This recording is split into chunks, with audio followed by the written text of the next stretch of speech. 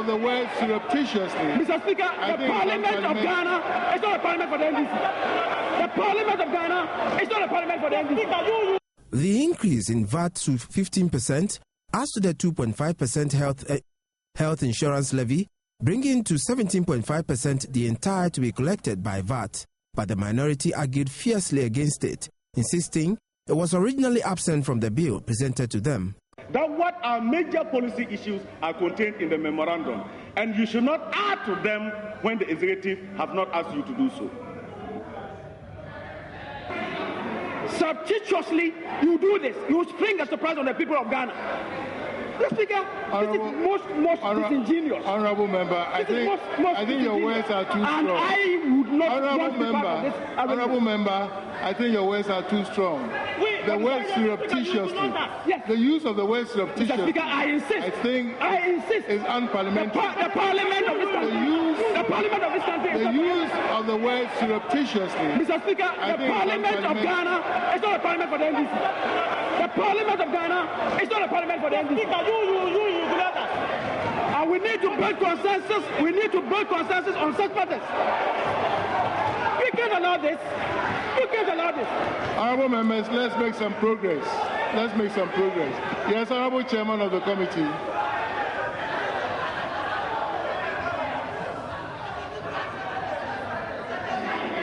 Mr. Speaker. Mr. Speaker. I wish to move. We propose an amendment that clause 10, subclause 18 of the bill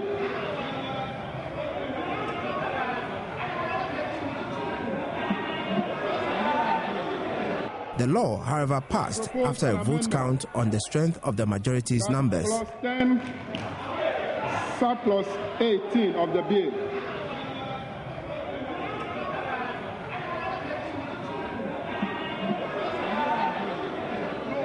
After paragraph C, I made reference to the votes and proceedings.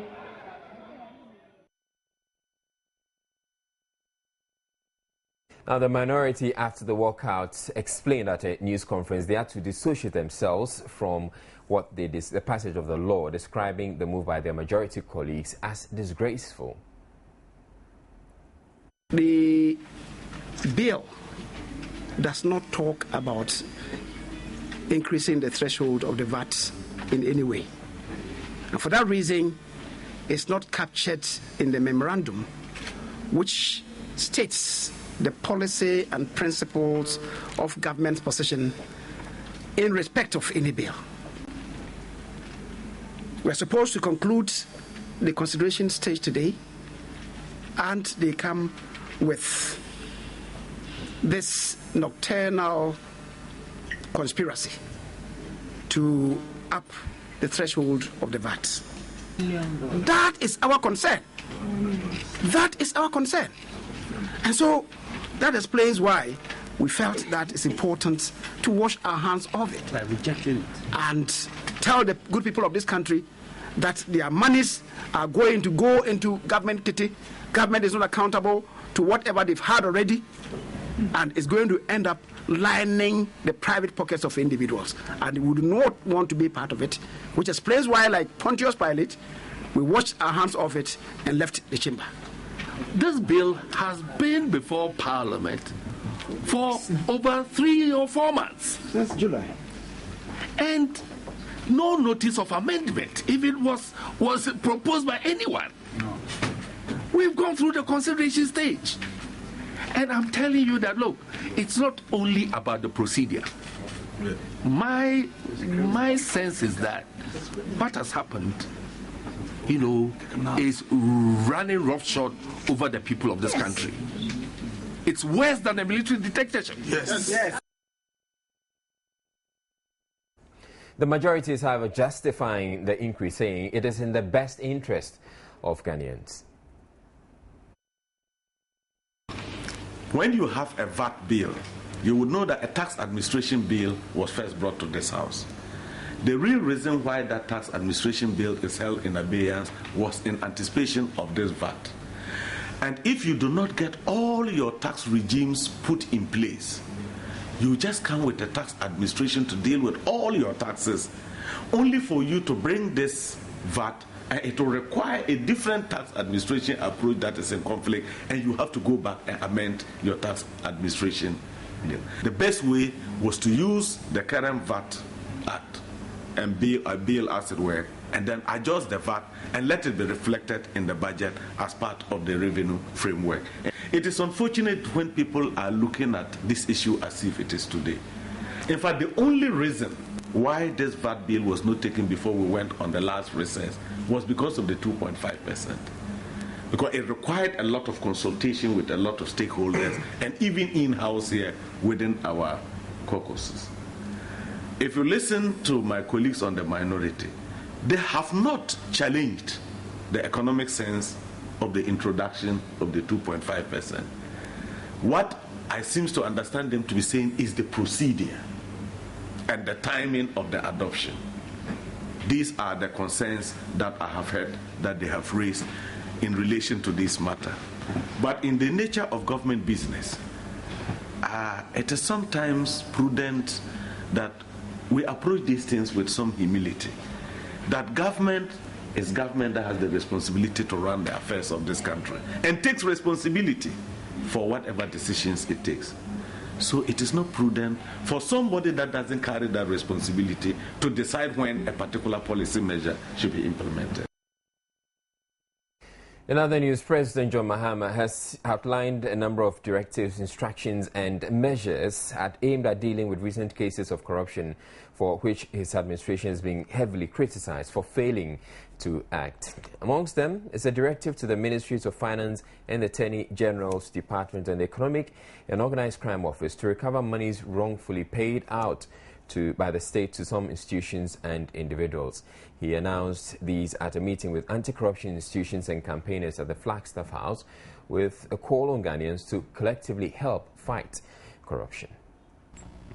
The three state organs, according to the president, have until December 31 this year to retrieve the monies awarded in questionable contracts entered into by the Ghana Youth Employment and Entrepreneurial Agency and the Savannah Accelerated Development Agency, as well as inordinate judgment debts awarded to Waterville and Isofoton. He also directed an immediate suspension of all payments under JEDA contracts. I've asked the Minister of Youth and Sports to suspend with immediate effect all payments under all JEDA contracts, except payment of arrears to workers, beneficiaries, up to the end of the year. I've asked the Minister of Youth and Sports to complete a review of all modules and accompanying contracts under JEDA by the 15th of December and before 31st December to cancel all contracts that do not pass value for money test. I have placed a moratorium on the creation of any new models under JEDA. He says the Minister for Finance and Minister for Justice and Attorney General have also been instructed to advise on a possible suspension of the Ghana Revenue Authority contract with Suba Info Solutions. The President also announced new directives on the award of contracts. I've asked the Minister for Justice and Attorney General to expedite work on the JEDA bill for submission to Parliament. The bill is expected to ensure proper oversight, efficiency in the management of JEDA. And the bill must focus on decentralizing the program to ensure local ownership and real benefits to our communities. I've instructed the Minister for Finance and Minister for Justice and Attorney General to review and advise on a suspension of the contract with Suba Info Solutions, seeing as the contract was not signed by the appropriate authorized government representative. All MDAs must present justification for application for any sole sourcing to Cabinet for scrutiny before submission to the PPA. Any contracts above 5 million Ghana cedis that recur in multiple yearly budgets must be made public either through publication in the newspapers or on the new contract management database portal that we will soon be launching. He also gave an update on two bills, including the Right to Information Bill he says should help in the fight against corruption. Two important instruments in the fight against corruption are still pending in Parliament. One is the Right to Information Bill. I hereby call on Parliament to treat this bill with urgency, and I undertake to the people of Ghana to give my assent as expeditiously as possible as soon as the bill is approved by Parliament.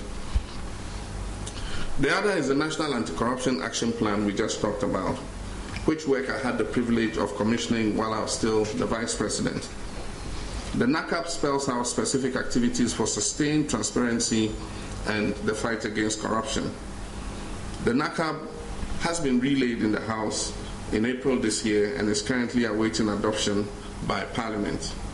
Here again, I call for urgent action by Parliament in the adoption of this plan. President John Mahama also directed the abolition of the policy that allows public office holders to purchase state bungalows allocated them, and asked the Chief of Staff, Prosper Bani, to, with immediate effect, suspend all requests by government officials to purchase any state vehicle assigned to them for official use.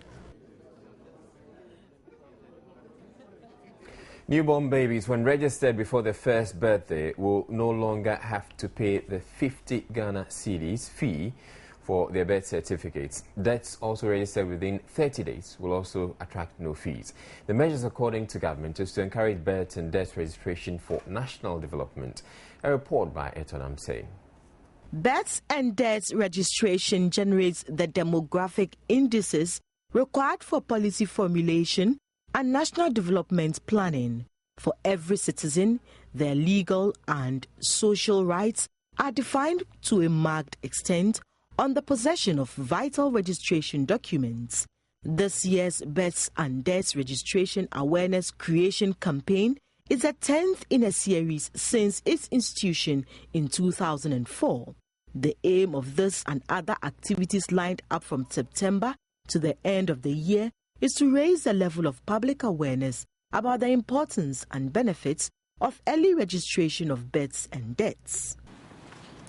In a bid to promote the decentralization of the registration process, a program to automate all the regional offices of the registry is being rolled out. This is to facilitate the transfer of data captured at the community and district level through the regional offices into national database.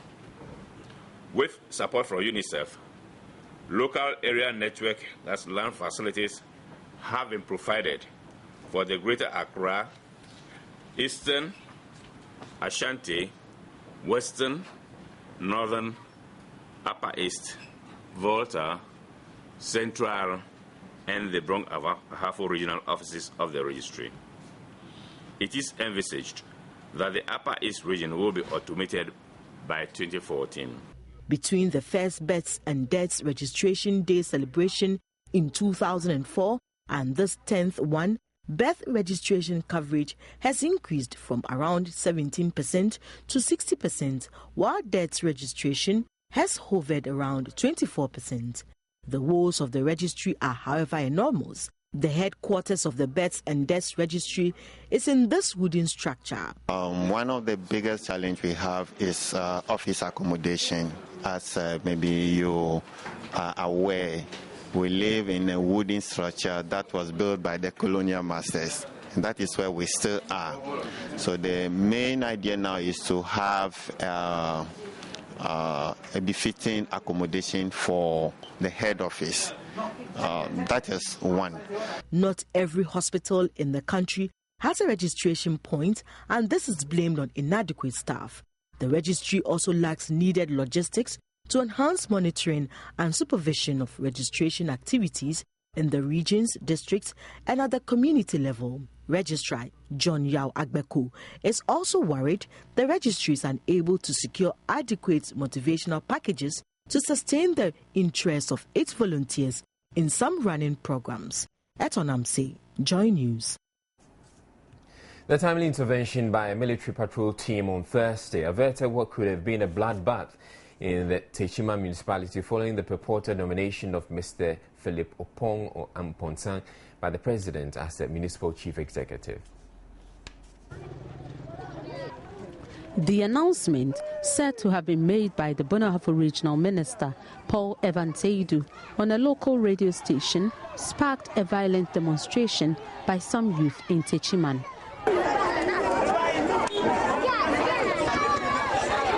A military patrol team, which was called in, however, quickly managed to contain the demonstration, which could have degenerated into violence. According to the police, one policeman who was among a group of security officers who had been detailed to contain the demonstration was attacked by the irate youth. Some members of staff of the Techiman Municipal Assembly who got wind of the demonstration by the Zongo youth fled their offices for fear of being attacked. At a news conference organized by the Zongo caucus of the NDC at Techiman, the spokesperson of the group, Suleiman Mohammed Mustafa, said information gathered by the group indicated that the president had not nominated Philip Amponsan as the MCE for Techiman.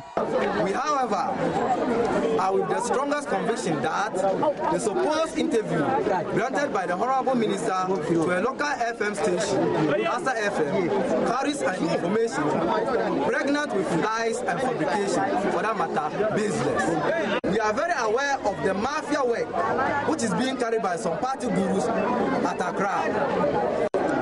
We, the Zongo community in Techiman, are very aware that Mr. Mohamed Baba Ahmed, also known as Yamama, has been given MC for since long time until the normal procedure of appointing the MC or GC is followed. He therefore appealed to the regional minister to withdraw his statement and apologize for his action. Otherwise, he would face the wrath of the group.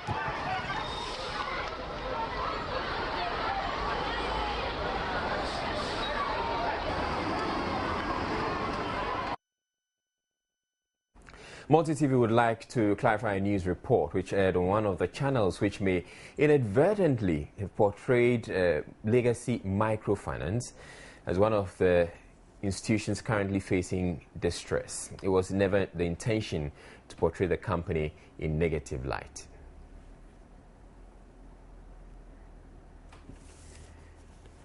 We have more news coming up after the break. Don't go away.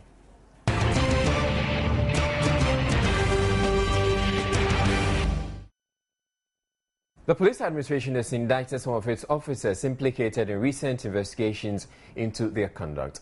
Amongst the cases investigated were the brutalization of some cane weavers caught on camera in May this year and the friendly fire incident at Winneba in the police's attempt to foil an armed robbery. At a news conference where the findings in 12 of the cases were made public, the police administration said it has yet to conclude its findings in 7 others. The release of the findings come after several public criticism that the administration is slow in dealing with its officers alleged to have engaged in wrongdoing. The brutalization of the cane weaver at cantonment here in Accra in particular attracted massive public condemnation after the footage was aired by the various media houses.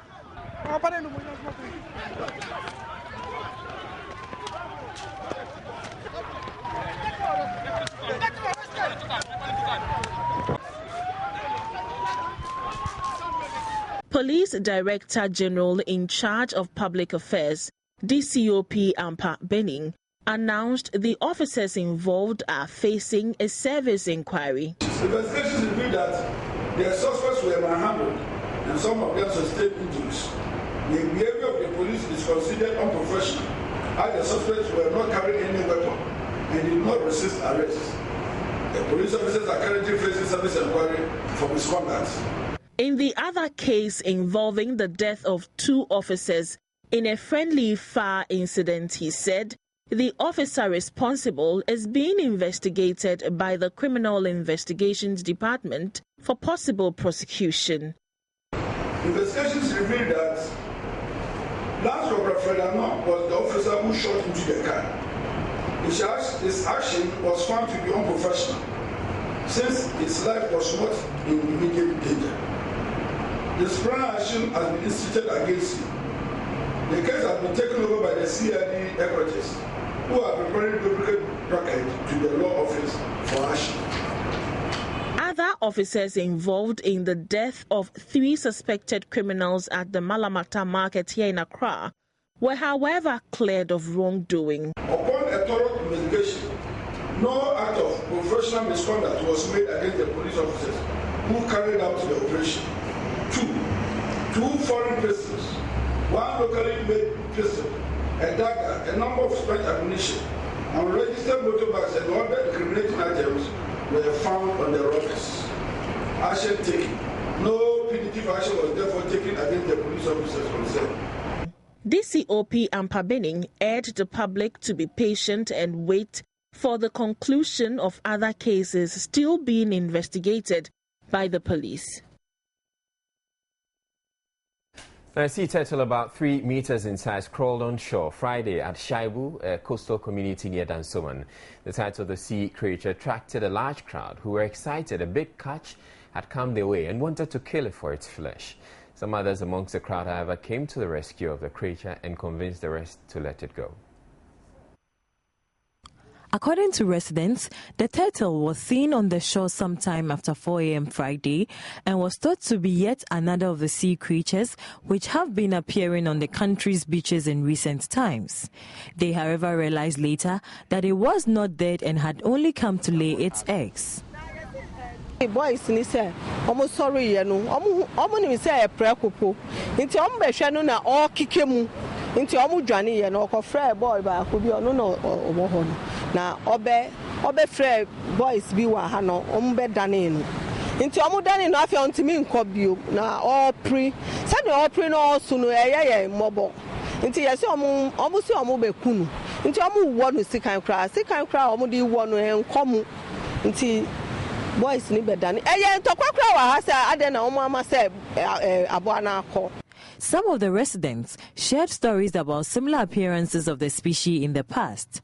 Tembian so omo to omo ntunsum omo betutu efom na omo to aguo omo to wi a na omo asan akọ to so omo kopa omu a na kusana pai na wasan behwe na wa form ading na do makọ we say na matana 13 years ntimi say etie na sefo na mahunu bi say ebi atwa ne mani na asaso.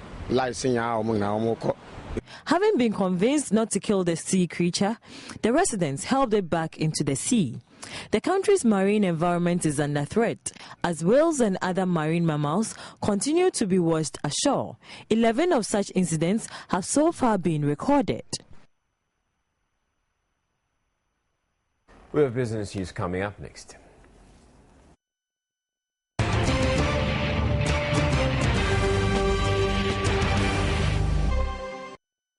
Sure, lots happening in the business world. I'm Abigail Adumakwenchi here to update you with what's happening in business. Now, financial analysts have called for the 2014 budget statement and economic policy to address the overrun budget deficit by finding more innovative ways of revenue collection. They also want the budget to critically look at the wage bill and particularly solve the challenge of unemployment.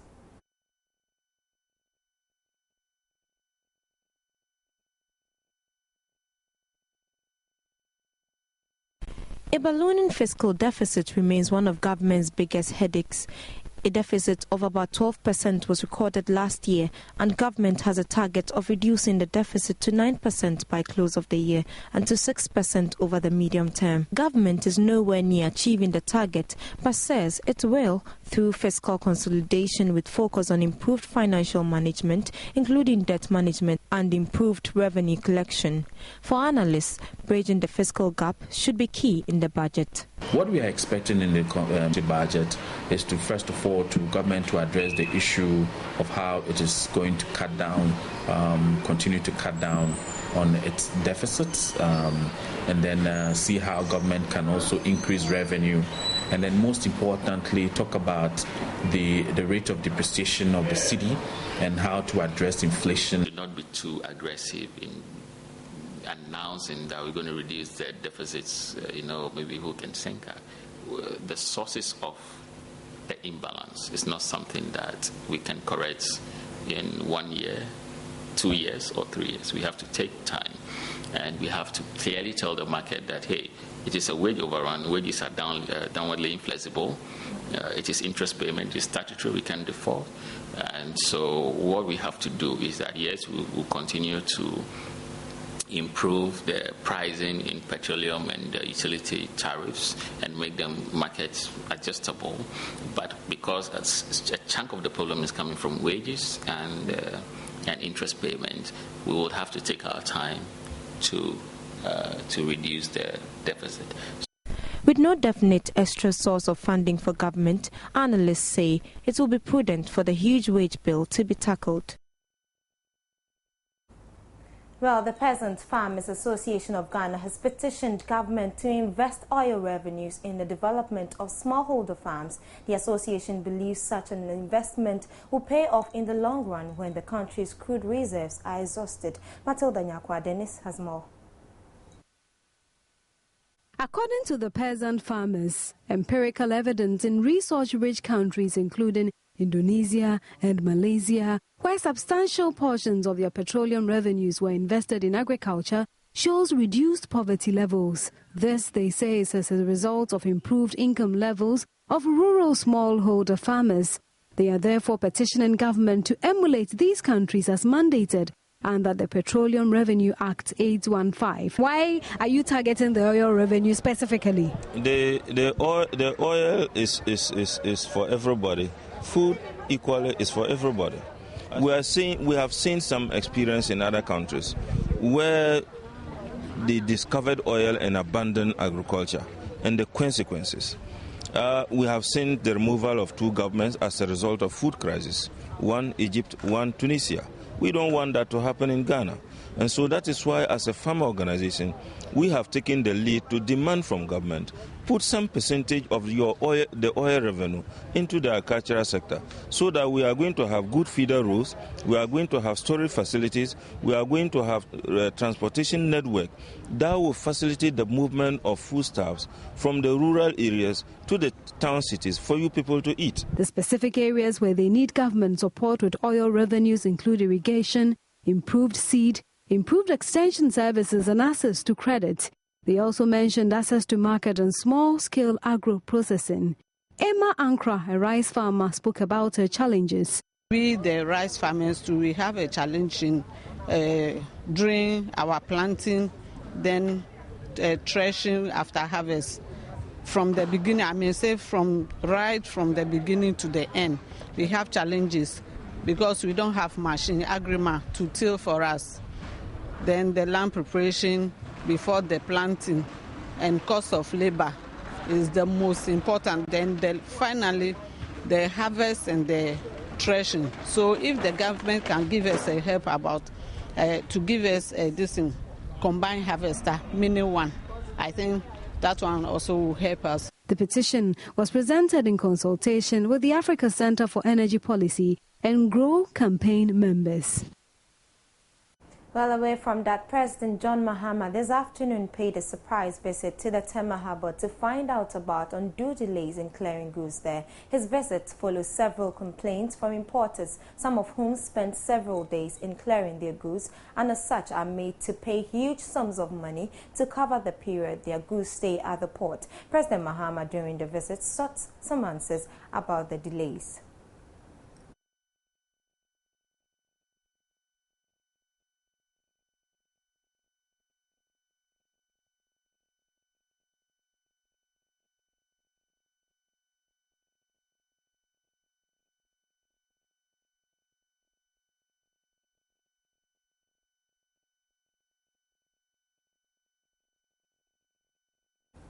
We do apologize for the loss of sound there. Well, that'll be it for business. I'm Abigail Adumakwenchi. Do enjoy your weekend. Very top of the sports right now. Let's find out what's making the rounds. And Black Stars captain Asamoah Gyan and his teammate Kojo Asamoah have been included on a 25-man shortlist for Africa's football's most prestigious individual prize, alongside reigning champion Yaya Toure of Ivory Coast and Nigeria's John Mikel Obi. Black Stars captain Asamoah Gyan and teammate Kojo Samoa have been included on the 25-man shortlist for Africa's football's most prestigious individual prize. The duo are the only Ghana internationals to have made the cut for the 2013 African Player of the Year released by the Confederation of African Football today. 25 players made the cut for the flagship African Player of the Year category and 21 for the African Player of the Year based in Africa. The winners will be announced at the GloCAF Awards scheduled for January next year in Lagos, Nigeria. Gyan and Asamoah are joined by a host of African greats, which includes reigning champion Yaya Toure of Ivory Coast and Nigeria's John Mikelobi for the prize. And there's definitely good news in athletics as Nestle, in partnership with the International Association of Athletic Federations, is implementing a 4-year national sports developmental program known as the IAAF Nestle Kids Athletics Program. At the local level, Nestle Ghana is partnering with the Ghana Athletics Association in the national implementation. General Secretary of the Ghana Athletics Association, Osei, has been speaking to Joy Sports about the development. The Kid Athletics program. The Ghana Athletics Association with the Nestle International and Nestle Ghana, we are launching our Kid Athletics program. That's the maiden edition of it in this country. We're fortunate to have signed an MOU with the IAAF. The program is 4 years. They've given us all the equipment to run the program, and they've given us some resources too. And we also have a resource person that we're being trained by the IAAF in Kenya. So we are going to train 574 coaches, and we have to introduce athletics to 200,060 school people from basic school, and we're launching it with the University of Ghana Primary as a model school that we're going to use to launch it on 22nd of this month at Accra Sports Stadium. So what are some of the benefits you're going to derive from this? No, well, we're going to derive a lot of benefit from it, because if you start anything at all from the grassroots level, I bet you are in to get a very good result. If you're able to introduce athletics to the basic school people, for them to grow out with it to the JSS level with the athletics, with the senior high with athletics, and even at the tertiary level with athletics, you can imagine what we're going to get from these children. We have enough talents in the basic schools, so this is where we're going to tap them. This is where we're going to catch them young for our future benefits. All right, so we continue our build-up to Season 7 of the Joy Sports Invitational Tournament, scheduled for 23rd November at the AOX Sports Stadium. This evening, we turn attention to CIG Microfinance. Let's have a look at what they are definitely preparing in there for us on the day.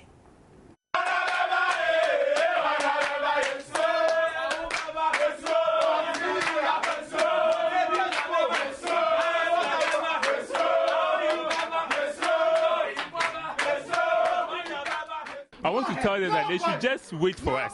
They should just wait for CIG Microfinance. We are coming in with vim and confidence, and there's no one who can beat us on that day. They should just wait for us. I don't need to speak. Yabo Penche. On the field, that is where you would see us. Sir, I'm done. One November.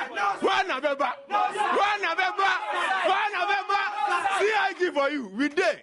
We were born with it. So all we need to do is put 1 and 2 together, and we are there. We are CIG, Microfinance Cheerleaders. On that day, we need you to expect the most exciting, the most prepared, the most joyous, team ever to cheer the men as they go on the field and track and to just give their best. We're fully supporting our men. Be careful. We are bringing some of the hottest girls in town to that field. Oh, yeah, we're going to turn it around.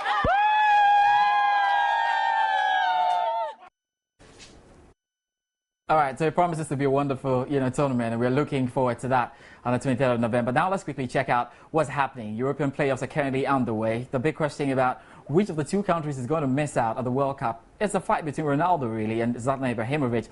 And we just look at the scorelines right now. Iceland up against Croatia, the scoreline currently goalless. Second half on the way. Greece leading Romania by 2-1. Very much expected. Portugal also drawing goalless with Sweden. Now, this is the game everybody's looking out for. What will it turn out to be? Very interesting. And Ukraine are drawing goalless as well with France. So France have loads of issues to sort out in this particular one there. That'll be over sports tonight. My name is George Adi Jr. Israel will join us for the international news. Have a good night. Sports. Africans rarely come together to celebrate their culture on one big stage. But come December 2013, musicians from 6 African countries will be sharing one stage in Ghana during the AfroBeats Music Festival. The 3-day event will also feature musicians from Europe and the US. This is crazy, The AfroBeats Music Festival, which is expected to attract music lovers and the youth, kicks off in Accra. On the 13th of December, there will be 10 launch parties happening simultaneously in 10 different locations, all across Accra. Locations such as Plus 233, Shaka Zulu, Best Western Hotel, the Polo Club, Moving Pick Hotel, Rhapsodies, Honeysuckle, Champs Bar and Grill, Sea Lounge at La Pleasure Beach, and Devino Lounge Bar and Grill, also in Osei. All these locations will play host to various parties on Friday night, with Independence Square also being open for as many people as possible to also come. The festival fever, however, is not limited to Accra alone, as it will be replicated across all regional capitals simultaneously for 3 days. Patrons just have to part with a cool 10 Ghana cedis at the gate to share in the music, fun, food and drinks. Now on Saturday, the 14th of December, that is the main concert date at the Independence Square. We're talking all-day music and fun fair. Independence Square will be open from about 10 a.m. with the main concert actually starting at about 4 p.m. We have over 30 acts which will be performing on the day. We've got food, we've got drinks, we've got music, we've got DJs, and all this for just 10 Ghana cedis. The whole idea is that to have as many people interact with what is going on with the Afrobeats movement as possible. Hip life artist EL, who is on the list of performers, was at the La Palm Royal Beach Hotel for the launch of the event. I think some of the best talents in all of the world, taking Africa into consideration as well, is from Ghana. So I think this festival is going to actually give people that idea and translate that idea to people in the best way possible. Meanwhile, sponsors of the event, Accra Breweries Limited, are encouraging Ghanaians to fully participate in the music festival, which comes off from December 13 to 15, 2013.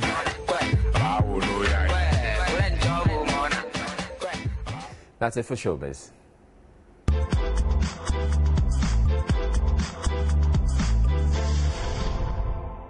Showbiz was brought to you by... Right, so before we wrap up the bulletin, something interesting happened in the office today. I was pleasantly surprised this afternoon when Manasseh Azuri, he came to me to help him do a presentation. Now, apparently, he had decided to hand over his prize he won at the recent GJ Awards to the visual editor Ernest Lamy, who worked on his story. Often, they are not recognized, even though they're the ones who help us look good. So thank you to Ernest Lamy, and thank you to Manasseh for showing the way. That's it for the bulletin. Before we go, a quick run through our top stories.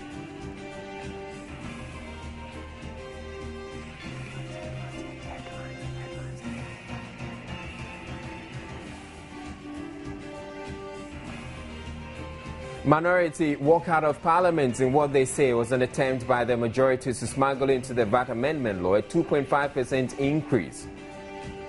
The walkout, however, did not stop the passage of the law, and VAT will now be going up to 15% from 12.5%. President Mahama orders the retrieval of monies wrongfully paid out by the state in some questionable contracts by the end of this year, as he announces a number of measures to deal with corruption. Police indict some of its officers implicated in recent investigations into their conduct. And yet another sea creature surfaces on the coast, except this time it was alive and it was allowed to go back into the sea. That's it for more news. Log on to myjoyonline.com. My name is Israel Lion.